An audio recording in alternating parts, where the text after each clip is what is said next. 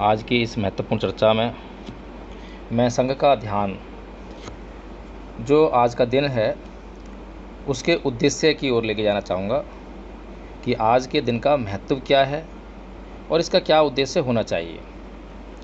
सबसे पहला सवाल यह उत्पन्न होता है कि क्या आज का जो दिन है बौद्धों के लिए एक उत्सव है। तो इसका जवाब शायद 100% बौद्ध लोग यही कहेंगे, यही देंगे कि हाँ, आज बौद्धों के लिए यह एक बहुत बड़ा उत्सव है। लेकिन जैसे ही हम शब्द इस्तेमाल करते हैं उत्सव, तो क्या उसका मतलब ये नहीं होता है कि मनोरंजन के लिए कोई दिन निश्चित कर दिया है। आज गाएंगे, नाचेंगे, झूमेंगे और अपने शास्त्रा के किए हुए कार्य को जो है हम केवल याद करेंगे, स्मृति में लेकर आएंगे। तो क्या हमारे शास्त्रा ने वास्तव में ये दिन इसीलिए चुना था, या ये दिन चुना था उन्होंने वास्तव में कि मैं आज इस पूर्णिमा के दिन जाकर पंचवज्ञीय भिक्षुओं को पहला धर्मोपदेश दूंगा ताकि यह पूर्णिमा बौद्ध समाज के लिए, इस देश के लिए एक गौरव गाथा बन के रह जाए। और इस दिन जो है कम से कम इस दिन लोग जो हैं इस दिन के नाम पर, आषाढ़ पूर्णिमा के नाम पर, धम्मचक्र प्रवर्तन दिवस के नाम पर कुछ अपना जो है उत्सव मना सकें, सेलिब्रेशन हो जाए। मुझे लगता है कि भगवान बुद्ध का ऐसा कोई आशय आज के दिन से नहीं रहा होगा। ना तो उन्होंने प्रथम धम्मोपदेश के लिए पूर्णिमा को चुना होगा और ना ही इस दिन को इसलिए चुना होगा कि इसे एक उत्सव मात्र बताकर या बनाकर बौद्ध लोग सेलिब्रेशन करते रह जाएं। बल्कि आज का जो दिन महत्वपूर्ण है वो इस कारण से महत्वपूर्ण है कि भगवान बुद्ध ने ज्ञान प्राप्त करने के बाद जो संकल्प ग्रहण किया था, जो मन में उनके द्वंद्व उठा था कि क्या मैं धम्मोपदेश करूं या मैं धम्मोपदेश ना करूं। यह संसार नाना प्रकार की अवधारणाओं से इसके दिमाग पर पट्टियां बंधी हुई हैं, पर्दे गिरे हुए हैं। यह सत्य को नहीं समझ पाता है। कोई सत्य को बताने वाला इसके सामने आ जाए तो उसको ही मूर्ख मानने लगता है, क्योंकि उसकी अवधारणाएं उस सत्य को जांच करने से रोकती हैं, उस सत्य को स्वीकार करने से रोकती हैं। इसीलिए जो भगवान बुद्ध ने के मन के अंदर जो द्वंद्व उठा, उसमें जहाँ भगवान बुद्ध नकारात्मकता की तरफ बढ़ रहे थे कि अगर मैं ये धम्मोपदेश करता हूँ जो कि बहुत ही सूक्ष्म ज्ञान है, बड़े से बड़े विद्वान के लिए बहुत सूक्ष्म है, और यदि मैं किसी को समझाऊं और उसे समझ में ना आए और मैं समझाऊं उसे समझ में आ जाए लेकिन उसका आचरण ना कर पाए, तो बेकार की हैरानी परेशानी उसके लिए भी होगी और मेरे लिए भी होगी। तो क्यों ना मैं इस ज्ञान को जो मैंने खोजा है, जिसका मैं सुख का अनुभव कर रहा हूँ, उसे मैं अपने ही प्रयोजन में लगाऊं और मैं ही उसका उपभोग करूं। तो ये नकारात्मकता की तरफ उनका एक बार जो है ध्यान जा रहा था। लेकिन तभी पॉजिटिव जो विचार उनके मन में आया कि नहीं, अगर ऐसा हो गया तो यह संसार जो इतने लंबे समय से अंधकार में जीने के लिए मजबूर है, तो उसको अंधकार से कौन लगाएगा।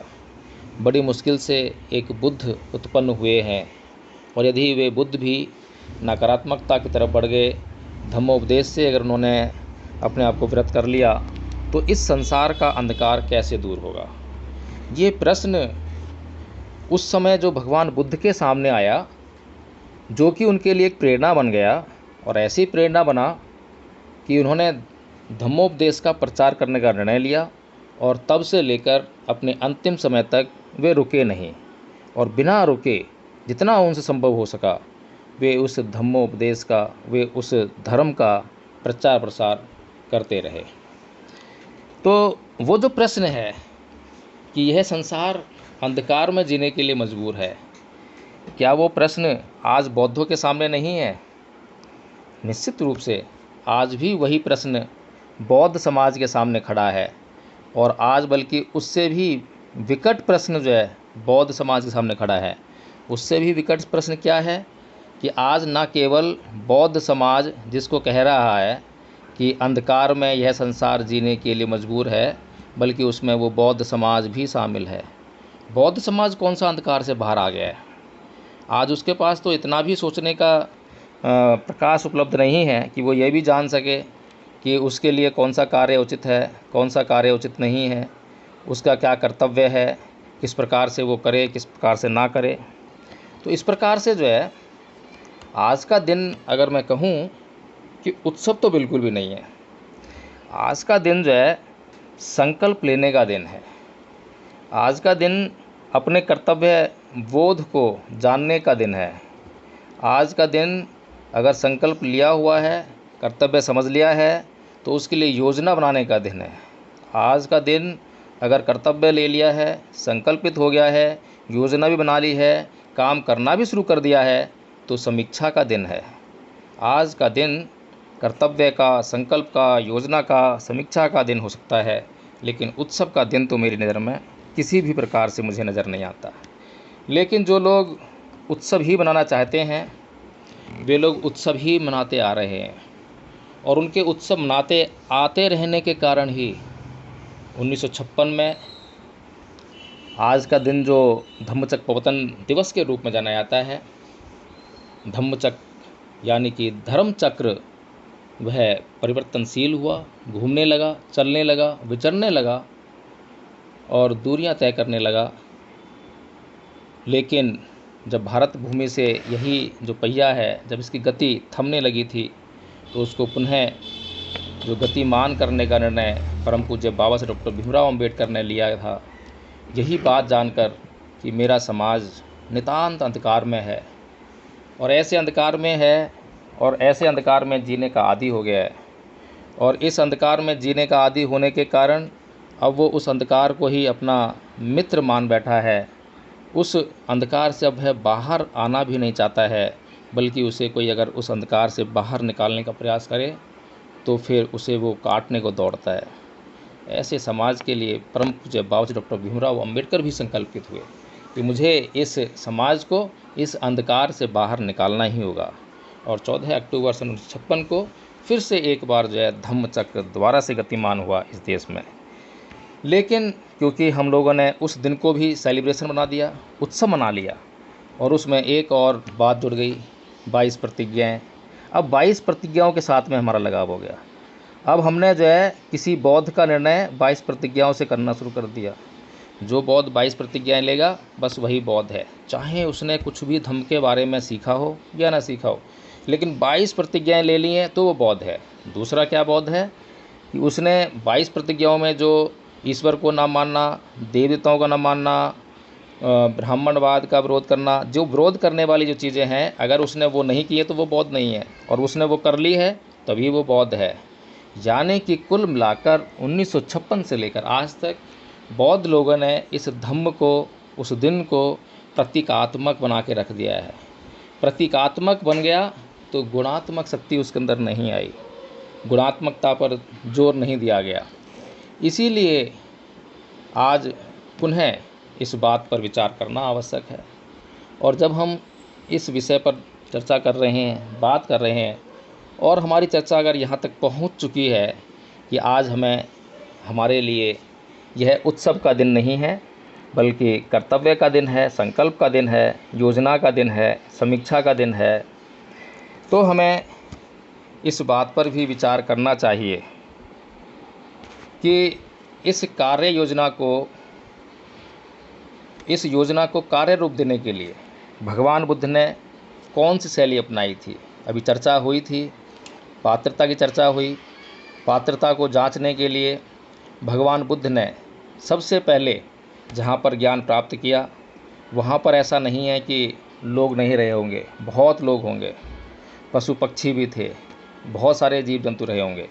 लेकिन क्योंकि पशु पक्षी किसी भी ज्ञान को समझ नहीं सकते हैं, विवेकहीन होते हैं, इसलिए वो तो प्रथम दृष्टया ही इस विषय से अलग हो जाते हैं, उनकी श्रेणी अलग हो जाती है। केवल मनुष्य की श्रेणी ही इस कार्य के लिए बचती है, क्योंकि मनुष्य ही अपने विवेक का इस्तेमाल कर सकता है और केवल मनुष्य ही वह प्राणी है जो अपने आप को इस संसार के भव चक्कर से, इस सुख दुख से, इस जन्म मरण के चक्र से छुटकारा दिला सकता है। तो इसीलिए भगवान बुद्ध जो है किसी मनुष्य की तलाश में थे, और मनुष्य भी ऐसा हो जिसे ज्ञान समझाया जाए तो ज्ञान को समझ ले। तो एकाएक ध्यान आया अलार कलाम की तरफ, बहुत प्रभावित थे उसकी योग्यता से, उसकी बुद्धिमत्ता से। इसीलिए जो है जब उनका ध्यान किया तो उन्हें ज्ञात हुआ कि अलार कलाम की मृत्यु तो 1 सप्ताह पहले ही हो चुकी है। उसकी मृत्यु की सूचना मिलने पर, खबर लगने पर उन्हें ध्यान आया राम उदकपुत्र का, लेकिन पता लगा कि वो भी पिछली रात जो है उसका भी देहांत हो गया है। फिर ध्यान आया कि पंचवज्ञ भिक्खु, जो कि 5 परिव्राजक थे उस समय, और जिन्होंने मेरी सेवा की थी जब मैं सिद्धार्थ था, और वो मुझे इसलिए छोड़कर चले गए थे क्योंकि मैंने काय क्लेश का मार्ग छोड़ दिया था, अन्न ग्रहण कर लिया था, मध्यम मार्ग को समझ लिया था, और मैं मध्यम मार्ग का अनुसरण करते हुए जो है ज्ञान की प्राप्ति की खोज में लग गया था। तो उनके बारे में वो जानते थे कि वो बुद्धिमान हैं और जरा सा संकेत मात्र देने से ही वे समझ जाएंगे। इसीलिए उनको ज्ञात देने के लिए वे बोध गया से और सारनाथ की दूरी तय करने लगे, सारनाथ की ओर बढ़े। जो लोग उन्हें ज्ञात थे उन्हीं में से उनको चुना। अभी जो लोग ज्ञात नहीं हैं उनके बारे में विचार भी नहीं किया, लेकिन मना भी नहीं किया है। ऐसा नहीं है कि 240 किलोमीटर की दूरी तय कर रहे हैं, बीच में कोई मिलेगा तो उसको ज्ञान देने से मना ही कर देंगे।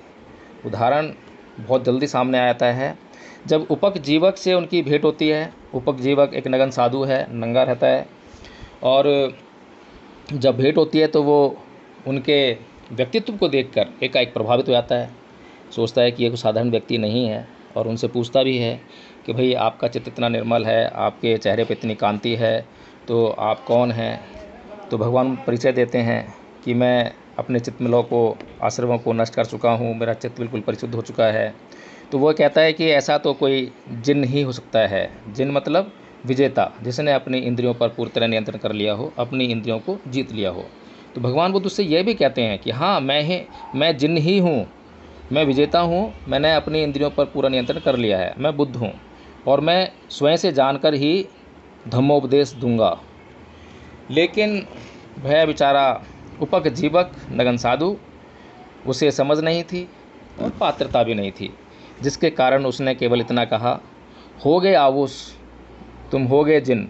इतना सिर हिलाते हुए और इतना कहकर जो है वह वहाँ से अपने रास्ते चला गया। भगवान बुद्ध ने इतना कहने के बाद, इतनी बातचीत होने के बाद भी ऐसा नहीं है कि उसको पीछे से रोका हो कि हे उपक जीवक रुको, अभी तुमने मेरी बात सुनी नहीं है, मेरी बात पूरी तरह सुनो, मैंने ये प्राप्त कर लिया है, मेरा ये ज्ञान है, मेरा ये उपदेश है। ऐसा नहीं किया, बिल्कुल नहीं किया, क्योंकि भगवान बुद्ध जो उसने पूछा उसका जवाब देने के लिए तो बाध्य हैं कि कोई बात करे तो उससे बात क्यों ना करेंगे, प्रश्न पूछे तो जवाब क्यों ना देंगे, लेकिन ज़बरदस्ती बिल्कुल नहीं करेंगे। ये भी एक सिद्धांत था। तो इसीलिए जो है भगवान बुद्ध ने जो है उसको उसके रास्ते जाने दिया और उन्होंने अपना रास्ता अख्तियार कर लिया। अगर उपक जीवक ने वहाँ पर थोड़ी सी और चर्चा की होती और आगे प्रश्न किए होते कि आपने जो है कैसे ज्ञान प्राप्त कर लिया है, ये ज्ञान कौन सा है, क्या है, वगैरह वगैरह, तो निश्चित रूप से जो मैं कह सकता हूँ कि वह 5 परिव्राजक जो हैं प्रथम धर्मोपदेश के पात्र होते हुए भी जो है उसके क्या नाम है विषय ना होते, बल्कि वो उपक जीवक को ही पहला धर्मोपदेश दे देते। तो कहने का मतलब ये है कि भगवान बुद्ध ने सारनाथ तक केवल एक ही चीज़ देखी, वो है पात्रता। हो सकता है कि उस रास्ते में कम लोग ही मिले हों, हो सकता है कि उनको जानने वाले भी कम लोग मिले हों, उनके व्यक्तित्व को पहचानने वाले कम लोग मिले हों, और जो पात्रता परिव्राजकों में थी, 5 परिव्राजकों में, उसका असर भी देखिए कि जो कौंडिन्य है, काफ़ी व्रत बताए जाते हैं, तो उनका जो प्रथम धम्मोपदेश है उसको सुनते सुनते ही अरहत्व प्राप्त हो गया, और कुछ दिनों में ही बाकी के जो परिव्राजक हैं उनको भी अरहत्व प्राप्त हो गया। उसके बाद यश को भी अरहत्व प्राप्त हुआ। लेकिन वहीं पर हम देखते हैं कि उनके साथ में संघात हुआ। संघात करने वाला उनका रिश्तेदार और उनका चित परिचित व्यक्ति। और जब संघात किया तो वह संघाती जो है अपने साथ में कोई 1-2 भिक्खु लेकर नहीं गया, लगभग 200 भिक्खु संघ में से लेकर अलग हो गया। शायद उस समय संघ की संख्या जो है शायद 500 भिक्खु की रही हो उस समय, जो भगवान बुद्ध के साथ में उधर थे। तो 500 भिक्खुओं में से अगर 200 भिक्खुओं की संख्या अगर अलग हो जाए तो उस संघ पर, उस भिक्खु संघ पर, उस भिक्खु संघ के शास्त्रा पर ही प्रश्न चिन्ह खड़े हो जाते हैं। लेकिन भगवान बुद्ध तो भगवान बुद्ध थे, घबराए नहीं, चित्त स्थिर है, समता में स्थित है, इसीलिए कोई फर्क नहीं पड़ता। और वो मूर्ख संघाती देवदत्त, वो तो मूर्ख है ही, लेकिन उसके साथ में जो 200 लोग, आज हम जिस शास्त्रा की पूजा करते हैं, आज जिसको हम जो है, जिसको लोग ईश्वर मानते हैं, गॉड मानते हैं, अल्लाह मानते हैं, वो मानकर जो है जिस तरह से आराधना करते हैं, विश्वास रखते हैं, अपनी श्रद्धा प्रकट करते हैं, वैसी ही कुछ श्रद्धा हम जिस व्यक्ति में प्रकट करते हैं, वह व्यक्ति जिन मूर्खों के सामने साक्षात खड़ा हुआ है, लेकिन वे मूर्ख उस साक्षात खड़े हुए शास्त्रा को नहीं पहचान पा रहे हैं। तो आज की डेट में अगर हम कुछ लोगों की बात करें कि वो सत्य को पहचान लेंगे, बहुत मुश्किल बात है। जब साक्षात शास्त्रा खड़े हैं, सत्य के दर्शन करा देने वाले खड़े हैं, हर संदेह को मिटा देने वाले खड़े हैं, सबसे बड़े तार्किक खड़े हैं, इस मानव जाति को वैज्ञानिक दृष्टिकोण देने वाले खड़े हैं, उसके मनोविज्ञान का परिष्कार करने वाले खड़े हैं, जब वो भी उस संघात का शिकार हो जाते हैं तो हम लोग तो खैर क्या चीज़ है। तो प्रिय धम्मबंधुओं, प्रिय संघ, आज के दिवस पर मेरा केवल एक ही आपसे अनुरोध है कि आज के दिन के निश्चित महत्व को समझें। आज तक हमने उस महत्व को नहीं समझा, इसीलिए धर्म प्रचार रुका हुआ है, इसीलिए धर्म आगे गति नहीं कर रहा है और उसका फ़ायदा दूसरे लोग उठा रहे हैं। कभी हम आरएसएस पर आरोप लगाते हैं कि आरएसएस ने इतने भिक्खु बना दिए हैं। भिक्खु तो बनाए हैं, पर भिक्खु क्यों बनाए हैं? क्या उन्हें पता नहीं है कि भिक्खु संघ का क्या नियम है? जैसे ही कोई भिक्खु समाज में जाएगा तो वो जो है असली और नकली की पहचान हो जाएगी। ऐसा पता है आरएसएस को, उसे मालूम है कि जो उपासक लोग हैं, जो बौद्ध अनुयायी कहते हैं अपने आप को, उनका विनय से कोई नाता ही नहीं है। अभी जो उपासक लोग हैं उनके हाथ में जो विनय आया है, जिसे विनय पिटक कहते हैं, मात्र 100-200 साल ही हुए हैं और निरंतरता से तो अभी 50-1 साल हुए होंगे जो अभी कुछ लोग पढ़ने लगे हैं। तो कैसे उनको पता लगेगा कि विनय में क्या लिखा है? कैसे मालूम पड़ेगा कि एक जो योग्य भिक्खु होता है, जिसकी उपसंपदा अच्छी भली भांति प्रकार से हुई हो, कैसे पता लगेगा कि वो योग्य है या अयोग्य है? तो इस बात का फ़ायदा तो आरएसएस को उठाना स्वाभाविक है। और जब वो अपने भिक्खु भेजेगी, उसके भिक्खु भी जो है कोई ऐसे कम अक्ल वाले थोड़ा ना होंगे, वो भी पढ़े लिखे होंगे, समझदार होंगे, लेकिन उनका उद्देश्य अलग होगा। उनका उद्देश्य होगा कि इस समाज की गतिविधियों पर नज़र रखना, क्योंकि आरएसएस का उद्देश्य क्या है? धर्म प्रचार उसका उद्देश्य नहीं है। इस भारत को हिंदू राष्ट्र बनाना जो उसका उद्देश्य है, उसके पीछे लोगों का कल्याण नहीं है, बल्कि उसका उद्देश्य है इस देश में सत्ता को अपने हाथों में बरकरार रखना है। तो इसीलिए वो उस प्रयोजन से इस समाज के भीतर निरंतर फूट कैसे पड़ी रहे, समाज कैसे टूटा रहे, इसी का वो जो है अपना योजना बनाते हैं। और उनकी योजना को वे लोग कामयाब नहीं करते हैं, उनकी योजना को हम लोग कामयाब करते हैं। जब हम किसी भी व्यक्ति में अंधश्रद्धा लेकर आते हैं, जो व्यक्ति सत्यता पर आधारित होगा वह डंके की चोट पर सबसे पहले अपनी ही जांच करने के लिए कहेगा और अपने बारे में साफ साफ जानकारी देगा कि मैं ऐसा जानता हूँ, कि मैं ऐसा नहीं जानता हूँ। आप जो है, जो आपको जानकारी लेनी है वो जानकारी लें, जांच करें। लेकिन जो लोग प्रश्न करने से घबराएं, प्रश्न करने से आपको वंचित करें, आपको केवल श्रद्धा को करना सिखाएं, आस्था रखना सिखाएं, विश्वास रखना सिखाएं, तो वो जो है आपको अंधश्रद्धा की ओर ढकेल रहे हैं। हमने धम्मपद संघ में बार बार प्रत्येक व्यक्ति को, चाहे वो साधारण सदस्य क्यों ना हो, चाहे वो आज ही क्यों ना आया हो, प्रश्न करने की पूरी छूट दी है, चाहे उसके प्रश्न में कोई गंभीरता ही क्यों ना हो, चाहे उसका प्रश्न विषय से अलग हटके ही क्यों ना हो, लेकिन हमने जो है प्रश्न करना बंद नहीं किया है, क्योंकि बड़ी मुश्किल से ये प्रश्न करना शुरू हुआ है। अगर कोई बड़ी मुश्किल से प्रश्न करना सीखा है तो उसको प्रश्न करने के लिए और अच्छे प्रश्न करने के लिए प्रेरित किया जाए, और अच्छे प्रश्न करने के लिए उसको जो योग्य बनाया जाए, काम करने के लिए योग्य बनाया जाए। आज हमें धर्म प्रचार करना है तो हमें और भी योग्य व्यक्तियों की ज़रूरत है। आज किसी एक व्यक्ति के योग्य होने से, 2-4 व्यक्तियों के योग्य होने से धर्म प्रचार होने वाला नहीं है। आज जो कारवां रुका हुआ है, धर्म प्रचार का काम रुका हुआ है, उसके लिए हमें बहुत सारे लोग चाहिए। इसीलिए संघ से आज के दिन मैं यही कहूँगा कि आज का दिन जो हमने सेलिब्रेट किया है, तो इस दिन जो है हम लोग संकल्पित हों इस बात के लिए कि हम किसी भी ऐसी घटना से, दुर्घटना से कोई भी लोग हमारे बीच में आकर उल-जुलूल बातें करें, हम अपने ऊपर विश्वास रखेंगे, हम संघ के ऊपर विश्वास रखेंगे, और हम संघ हैं और संघ हमसे मिलकर बना है। जब तक संघ न्यायिक है तब तक हमारे पास कोई भी कारण नहीं है कि संदेह उत्पन्न किया जाए।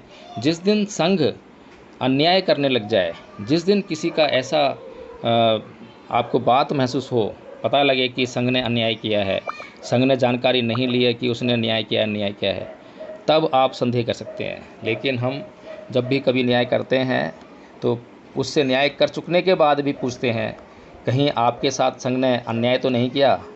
जो प्रक्रिया अपनाई है वो ठीक तो थी, उचित तो थी, आपको वह सही लगी या नहीं लगी? तो इतना कर चुकने के बाद भी यदि कोई संघ की आलोचना करता है, संघ की निंदा करता है, तो उसको क्या कहा जा सकता है, इसका निर्णय जो है संघ स्वयं कर सकता है। सभी को जय भीम, नमो बुद्धाय। और आज के दिन को महत्व को देखते हुए पात्रता की जांच अवश्य करें, और ज़्यादा जोर जबरदस्ती बिल्कुल ना करें, अनावश्यक चर्चा ना करें। जैसे कि अभी प्रश्न आया था कि पंचवज्ञ भिक्षु ब्राह्मण थे या कौन थे, इस प्रश्न से धर्म का कोई मतलब नहीं है। इस प्रश्न को करने वाले मूर्ख हैं, और इस प्रश्न को करने का उद्देश्य भी मूर्ख बनाना नहीं है, या इस प्रश्न को करने का उद्देश्य ये है कि आपको धर्म से हटाकर, धर्म के विषय से हटाकर आपको उल-जुलूल बातों में अटकाने का है। तो इसीलिए आज के दिन की आप सभी लोगों को मंगल कामना देते हुए, हार्दिक मंगल कामनाएं प्रेषित करते हुए बहुत बहुत साधुवाद, धन्यवाद एवं जय भीम, नमो बुद्धाय। जी, बहुत बहुत साधुवाद आदरणीय वकील साहब जी। अपेक्षा के अनुरूप उससे ज़्यादा आज संघ को आपने जो है मार्गदर्शन दिया, इसके लिए संघ जो है आपके प्रति आभार व्यक्त करता है। अब वास्तव में हमारा मार्गदर्शन इस तरीके से हो, तभी जो है हम समाज को दिशा दे पाएंगे, मानव का कल्याण कर पाएंगे। आज तक हम लोग केवल जानने की कोशिश किए हैं, लेकिन जो भी जाने हैं उसको आगे बढ़ाने की कोशिश न कर पाए, और बढ़ाए तो उसमें हमारा नियत क्या है, मानव कल्याण है या अपनी विद्वता जाहिर करनी है। ऐसा भी बहुत से संगठन, बहुत से लोग किया करते हैं, और ऐसा लहजा, ऐसा जो है तरीका अपनाते हैं कि अगला जो लेने वाला जो उसका स्वभाव है वह अपना दरवाजा बंद कर लेता है, आप करते रहिए, वो लेता ही नहीं। तो आदरणीय वकील साहब जी, आपका बहुत बहुत आभार, साधुवाद।